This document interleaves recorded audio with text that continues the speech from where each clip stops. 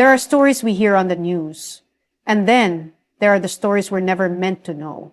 This one starts not with a war, but with a whisper, not with a bullet, but with a bond, between two nations that don't always shout, but they move with purpose, with silence, with brilliance. There are things in this world we don't always see with our eyes, but we can feel it. The quiet partnerships, the silent nods, the understandings that need no words, but move mountains behind the scenes. That's the kind of alliance this is. Not loud, not celebrated, but deeply intentional. When two nations, so different in culture, language, and geography, find common ground, not out of convenience, but out of purpose, it tells you something greater is unfolding. India and Israel, on the surface, seem like two parallel journeys. But beneath that surface, they have been walking a shared path for years. Slowly, steadily, deliberately. It started with trust. And trust doesn't form in conferences or at grand ceremonies. Trust is built through quiet cooperation, the kind that grows in intelligence rooms, on defense blueprints, and in technology labs. While the world was looking at headlines, these two nations were building bridges of understanding that would reshape how the game is played, not just in South Asia, but in the world. India needed more than weapons. It needed insight, it needed precision, and it needed the kind of surveillance that doesn't just react, it anticipates.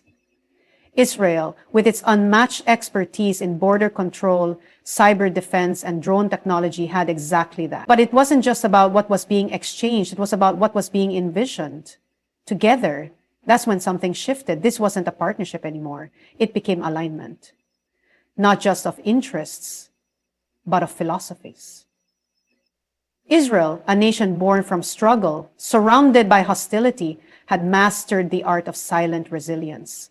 India, dealing with long-standing territorial issues, saw in that story a reflection of its own. They didn't need grand announcements. The action spoke louder.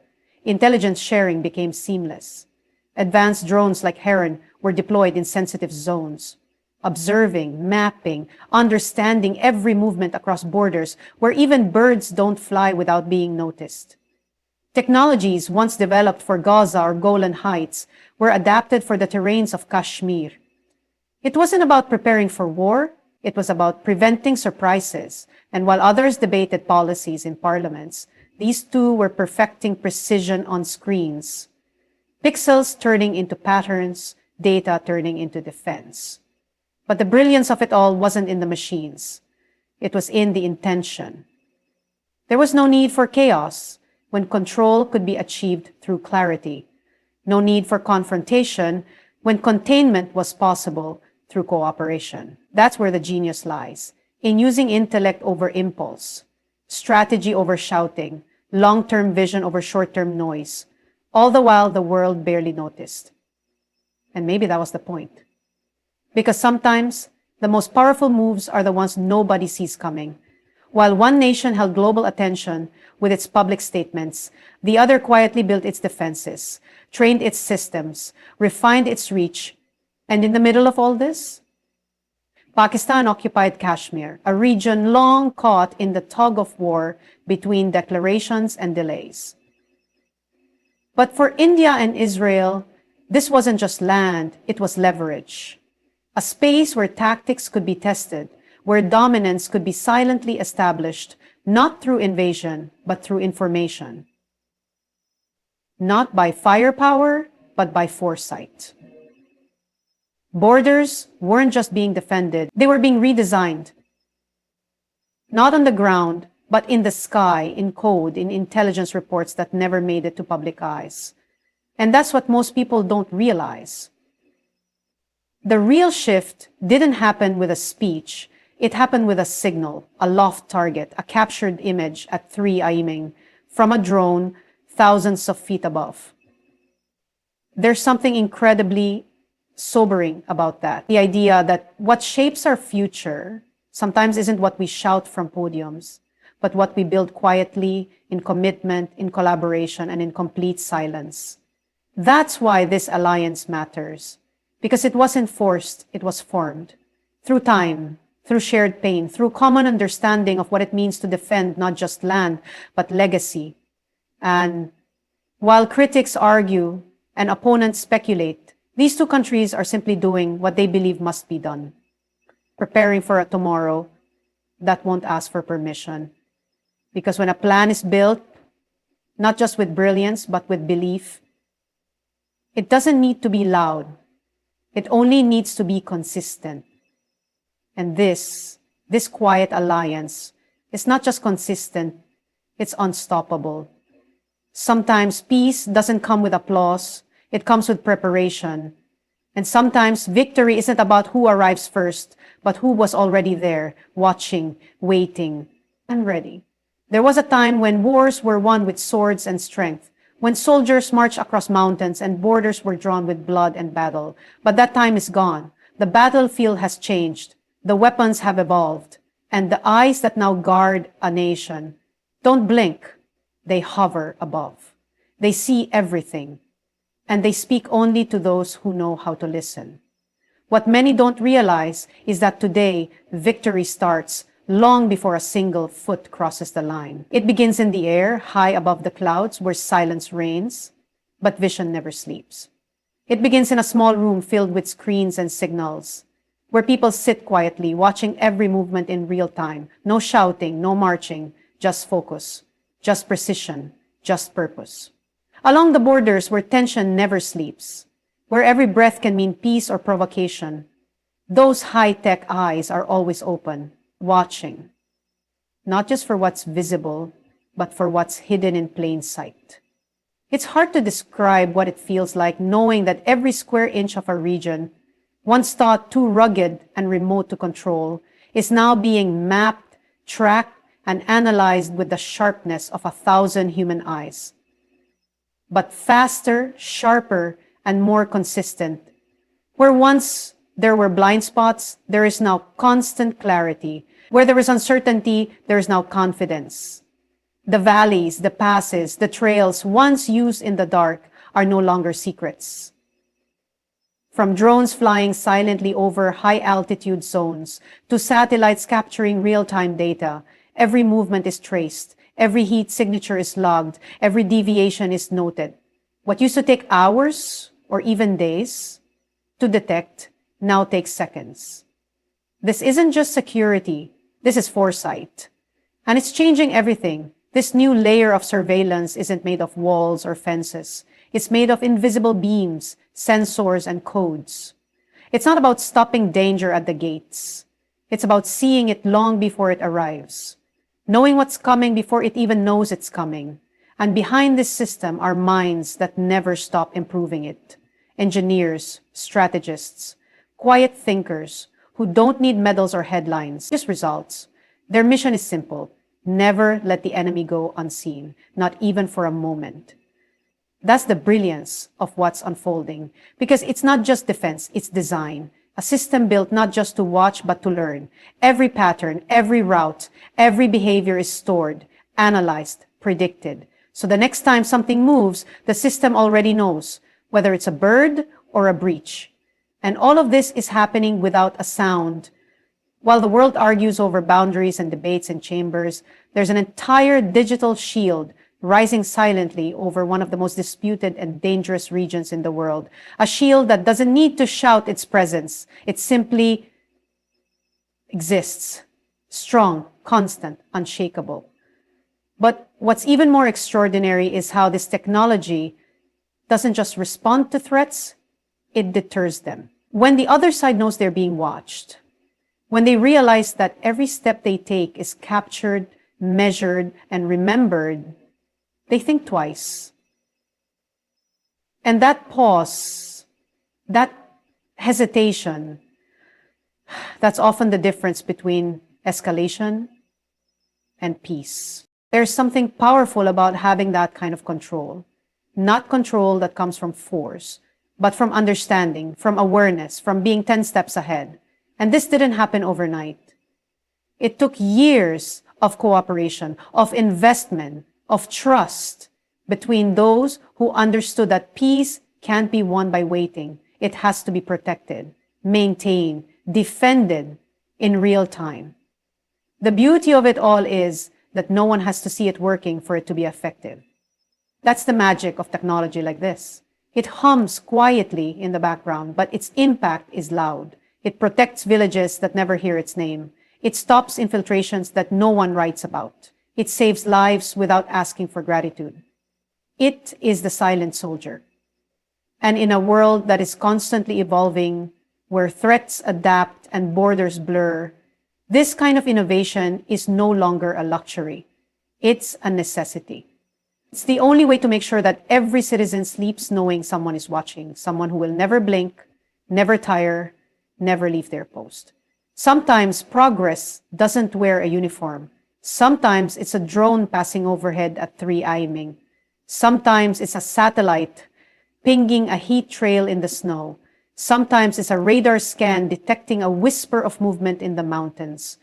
And all of that is working right now, quietly, faithfully. We often think strength is about muscle and might, but sometimes strength is being able to see further than anyone else, to detect danger before it arrives, to outthink rather than outfight. That is the kind of strength protecting those borders today. Because in the end, what matters most isn't how loud your warning is, but how prepared you are when the silence is broken. And on that line, high in the mountains, under the stars, in the shadow of tension, someone is always watching, so the rest of the world doesn't have to. Not every war is fought with guns. Not every battlefield has landmines or blood. Some wars are silent, unseen. They happen not in the trenches, but in the minds of people. And sometimes the greatest weapon isn't a missile, it's a message. We live in a world where what people believe often matters more than what is real. Where stories, when told the right way, can shift public opinion, destroy reputations, and create fear without ever needing a physical fight. That's the war being fought right now, and it's more dangerous than most people realize. Because while some are looking to protect borders with soldiers, others are aiming to control minds with information. One word at a time, one image at a time, one doubt at a time. This kind of war doesn't make noise, but it leaves behind damage. Deep, lasting, emotional damage. It breaks trust, fuels hate, and distorts truth. It doesn't just aim to defeat the enemy, it wants to confuse them, to make them question their own strength, their own story, their own identity. And that's exactly what has been happening in regions like Pakistan-Kashmir. It's a place that has lived in uncertainty for decades. A place where narratives have changed depending on who's speaking. But now, there's a new strategy at play. A calculated, intentional approach to slowly shift the thinking of those who live there and those who watch from outside. Instead of tanks, there are tweets. Instead of bombs, there are broadcasts. And instead of marches, there are messages. Crafted carefully to stir fear, to plant seeds of doubt, and to convince people that what they've believed all their lives may not be the full truth. It begins slowly. A whisper here, a leaked video there, a report that spreads online without anyone knowing who wrote it. And before anyone can confirm what's true, the doubt is already planted. People begin to talk, rumors spread, confidence weakens, trust breaks. That's the plan. To weaken not the walls of a place, but the hearts of its people. To take away their sense of unity, to divide them from within so there's no need to fight from the outside. You see, it's easier to conquer a people who are already confused, already divided, already questioning everything they've been told. It's easier to take control when the voices on the inside start echoing the goals of those on the outside. And all it takes is information, timed, repeated. There are videos that go viral, but are edited in a way that tells only half the story. There are stories planted in media that twist facts just enough to feel real.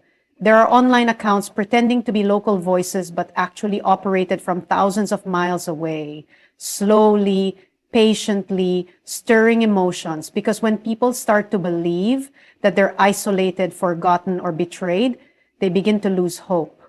And when hope is gone, control becomes easy. That's what psychological pressure looks like in today's world. It's not always brutal, it's subtle, it's quiet, but it's consistent, it's everywhere, and it's dangerous. Because it doesn't just target fighters, it targets families, children, youth scrolling through social media, parents worried about tomorrow, teachers trying to teach truth in a world filled with lies. And when those lies become louder than the truth, everything begins to crumble. But the ones behind this strategy, they know exactly what they're doing. They study human behavior. They know how people think, how they react. They use that knowledge not to build, but to break. They use fear as a tool, confusion as a weapon. And the saddest part, most victims don't even know they're under attack.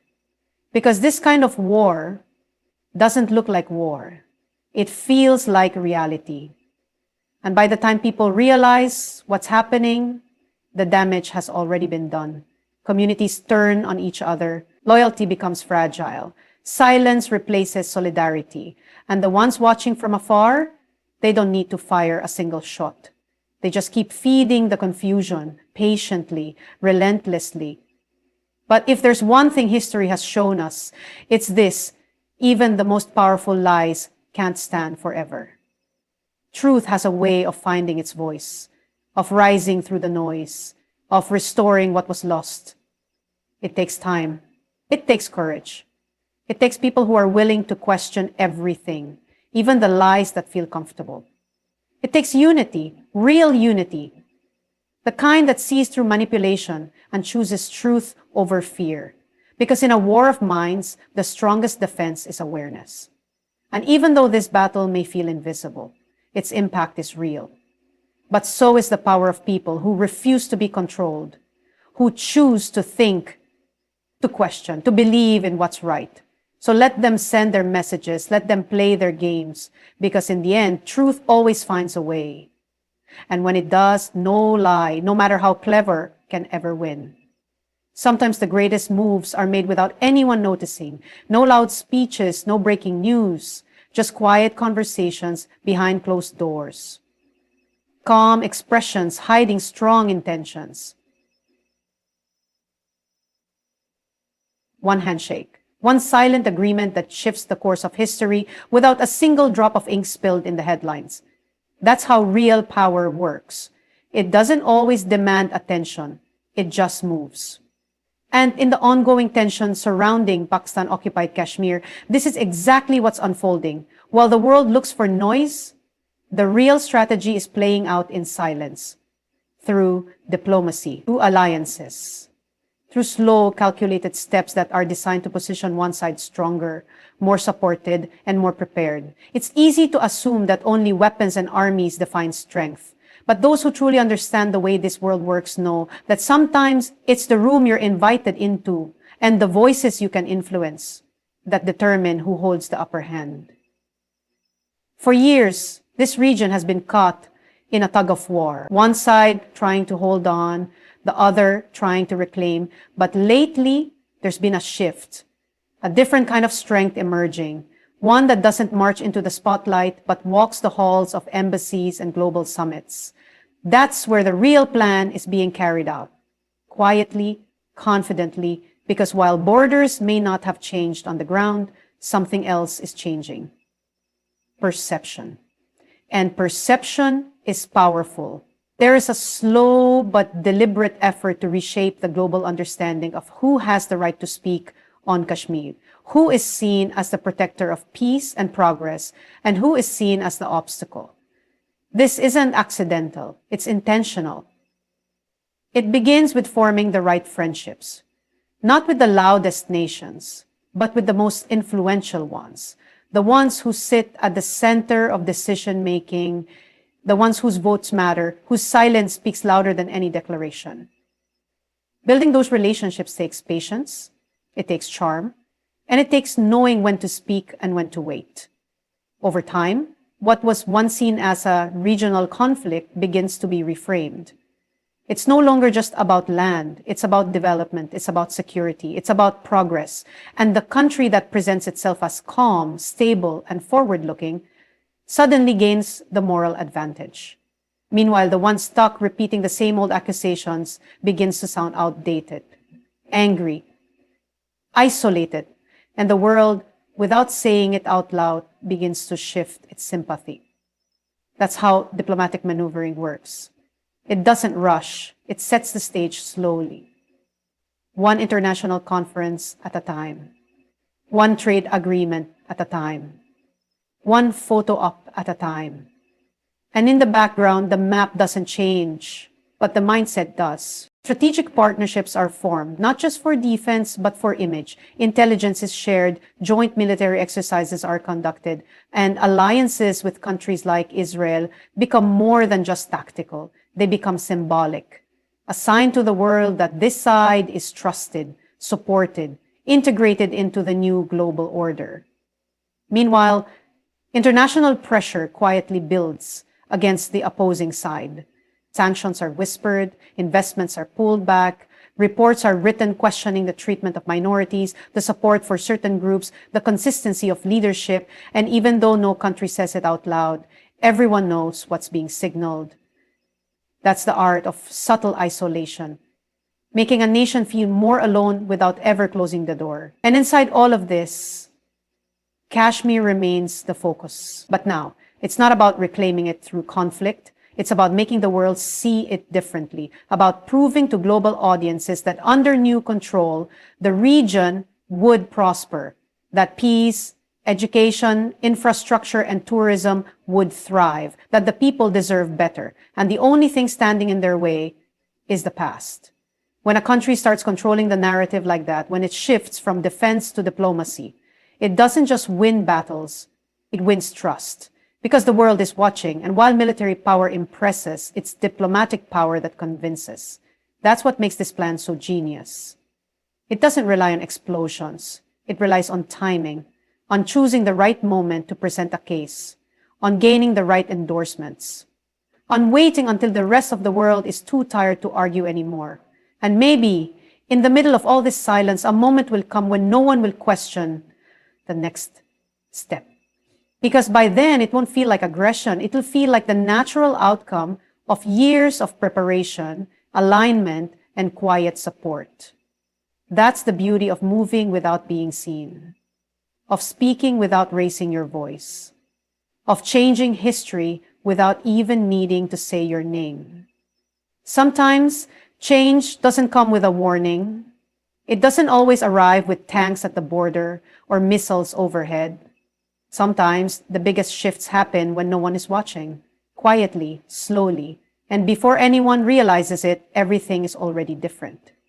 That's what makes this moment so powerful.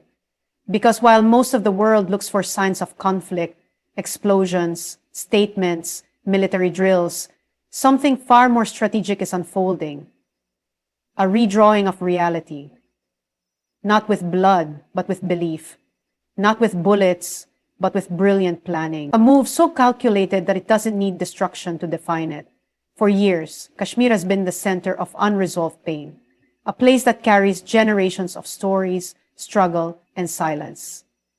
And though the dispute over it has echoed through history, what's happening now isn't another chapter in that same old script. It's something new, something unexpected, a plan that doesn't involve full-blown war, but changes everything anyway. Because there's a different way to take back what was lost. Not by breaking things down, but by building something better. Not by forcing people to surrender, but by showing them a future they want to be part of. And that's what's quietly being done, one piece at a time, one move at a time. A transformation that doesn't ask for the world's attention, but earns it through results.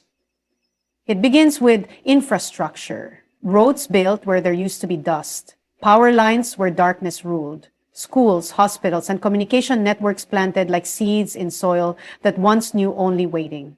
And as the days pass, something begins to grow. Hope. Even if it's silent, even if it's uncertain, people start to feel it. And they start to see the difference, not in speeches, but in everyday life. Because when a region long forgotten starts to feel remembered, it begins to shift. Not because someone forced it, but because someone finally chose to care. That's how you redraw a map without a war, by proving that peace isn't a promise, it's a process. And that process is being lived out right now, through development, diplomacy, and a deep understanding that hearts cannot be won through fear, they must be won through vision. There's no need for soldiers to march through streets when ideas are already taking root in people's minds. There's no need to raise flags in conflict when those same flags are slowly being welcomed in the corners of daily life, through progress, through safety, through consistency. And while borders on paper may not shift overnight, the borders in people's hearts begin to fade. They stop thinking about who claimed the land first and start thinking about who gave them a better life. And in the end, isn't that what every human being wants? A chance to live with dignity, a future they can believe in. That's what this plan understands so well. Because instead of forcing change, it attracts it. And that attraction is powerful. It's subtle, but it's steady. The kind that turns resistance into curiosity, curiosity into conversation, and conversation into quiet acceptance. It's the kind of shift that doesn't need a declaration to be real. It just needs time. And time has been kind to those who move patiently, who build when no one is looking, who invest not in the loudest path, but in the one that lasts the longest. So while others wait for headlines, the map is already changing through alliances, through development, through carefully placed pressure that doesn't break, but bends. Because this isn't about one grand moment of takeover. It's about thousands of small moments, each one paving the way for the next. Until one day, the people living in those valleys, those villages, those cities, they look around and realize they're already part of something different. They're part of something that offers stability, strength, a seat at the table they were once left out of. And maybe it wasn't what they expected. Maybe it came with doubts, but it also came with something else. Results. And in a world full of broken promises, results speak louder than history. That's how change becomes real, not with declarations, but with demonstration, not with fear, but with a future. Because when the ground starts to shift beneath your feet, you don't always notice it right away, but eventually you look around and you realize the place you're standing on doesn't feel the same. And maybe that's the plan. Not to destroy, but to define. Not to dominate, but to deliver. The kind of transformation that doesn't ask for permission, because it doesn't need to. It's already happening. It's already working. And one day, when the world looks back and tries to figure out how it all changed, they won't find a single war to blame. They'll find roads and schools and lives quietly made better. They'll find maps that weren't redrawn by force, but by faith in a better future. And that is the kind of victory no one can undo. So when you ask, what's next? The answer may not come today or tomorrow, but one thing is sure. Some maps are drawn with ink, others with intention. Thank you.